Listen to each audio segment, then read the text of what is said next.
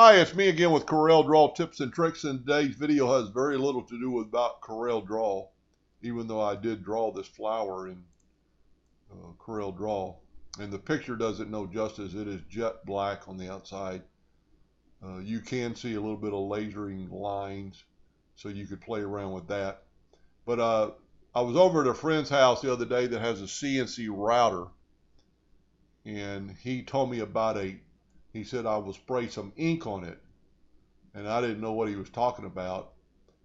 And this is not a paint, and when it said it marks on all surfaces, thought I would try it. I've got some tests running on wood that I want to make a video for in a couple of days, but it's Marsh Shipping Supply Company, and I got it from EagleAmerican.com, which is basically a router bit company for the CNC people and other people, but they have stuff for CNC people that use CNC routers.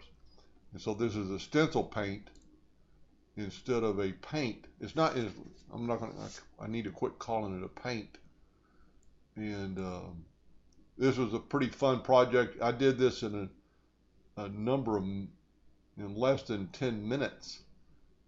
It says it dries in 1 minute, because I wanted to make sure it was a little bit drier, and I waited probably 3 or 4 minutes between coats. So all I did was take a piece of glass, and if you've never painted glass, it's probably the easiest thing in the world to paint, because you're painting the back side, and you can't see any runs, or you're not going to see any brush marks, but spray marks or whatever. You can put on as thick as you want and run, but you're not going to see it because it's on the back side. And on the front side, it's going to be a glossy black or whatever color you use. So I bought 4 colors. I bought red, yellow, green, and black from this company, and it just came in a couple of days ago, and I've been playing around with it. I'm doing some tests on wood, but it's super cool. And how I did this, I painted my glass black. Okay, and if you'll notice, the flower is actually backwards than my drawing, because I did it on the back side of the glass.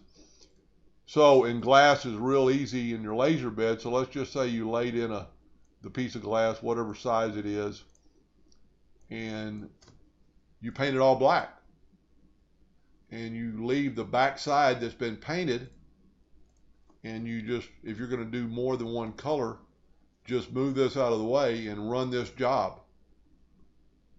Take it out of the laser, and all it's going to do is take that ink. And I've done this many times with paint, and sometimes it works and sometimes it doesn't. The laser seems to melt the paint. This worked in both cases on the yellow and the green. It did not change it just removed the ink where it was supposed to. So anyway, so you'd run this job, and you'd run it just like you were marking glass, and then you'd put the flower back, get that out of the way, and then run the flower. So you would paint the whole thing, put it back in the job, and then do the flower. I actually did the flower first, and then I painted the flower, then I put the leafy part back, and I engraved it again. And I happened to match up. These aren't exactly touching. Let's do a no fill here, and you'll see what I'm talking about. So when I drew it,